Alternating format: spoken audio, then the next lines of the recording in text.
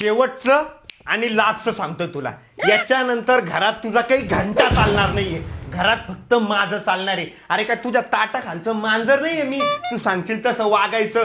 तू म्हटली चला माझ्या बहिणीकडे की चाललं तुझ्या बहिणीकडे. तू म्हटली चला माहेराला की चाललं तुझ्या माहेराला. तू म्हटली चला माझ्या भावाकडे की चाललं तुझ्या भावाकडे. अरे मी काय नौकर आहे का तुझा? घरातले भांडे मी घासायचे, कपडे मी धुवायचे, मी काहीही करणार नाही. याच्यानंतर घरातलं सगळं काम तू करायचं.